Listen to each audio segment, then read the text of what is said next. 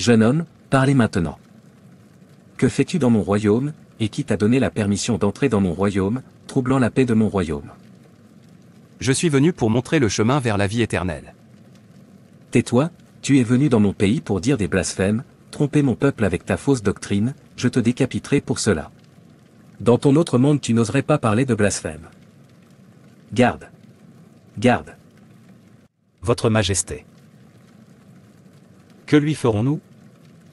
Le décapiter. Ton souhait est ma commande.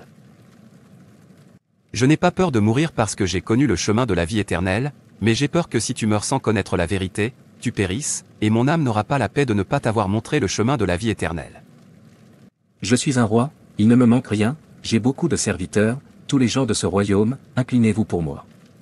Même si je meurs, je resterai toujours un roi, alors pourquoi aurais-je besoin de la soi-disant vie éternelle?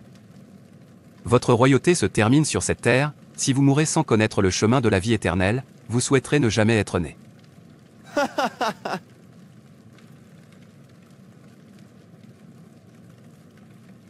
Dis-moi, quel est ce soi-disant chemin vers la vie éternelle? Le chemin vers la vie éternelle est de croire au Seigneur Jésus-Christ. Croire, c'est mettre sa foi et sa confiance en son salut. Ce qui signifie que Jésus est le chemin vers la vie éternelle. Pourquoi devrais-je faire ça? Et qui est ce Jésus en qui je devrais croire? Jésus est le sauveur de l'homme est né pécheur, en tant que tel, il n'a pas de justice ou de bonté propre, pour mériter son acceptation à Dieu, ou pour se qualifier pour vivre avec Dieu, dans l'éternité. Jésus-Christ le Fils de Dieu, sans défaut. Il est descendu dans ce monde et est mort pour que nous soyons libérés du péché. Tous ont péché, mais il est sans péché et saint. Il est devenu le seul porte-péché qualifié et rédempteur du monde, de l'esclavage au péché et à Satan. Il est mort pour nous alors que nous sommes encore des pécheurs, il a pris toute la punition que nous aurions dû subir, il a été moqué, battu et finalement crucifié juste pour moi et vous. Juste pour nous donner la paix et la joie éternelle. Et Dieu le Père lui a donné tout pouvoir dans le ciel et sur la terre.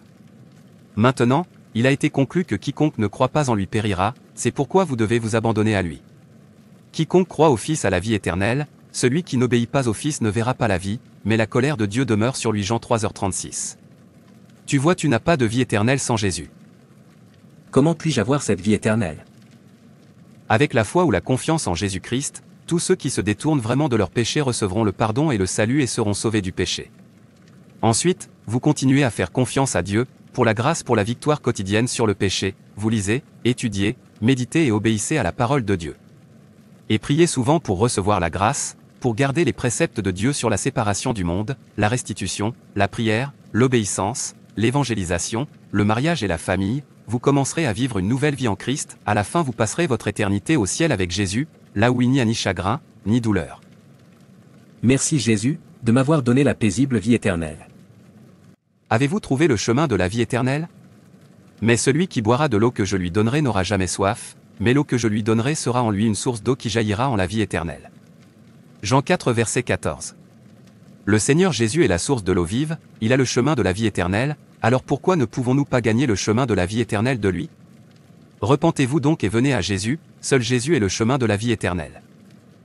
Merci d'avoir regardé et n'hésitez pas à vous abonner, liker et partager.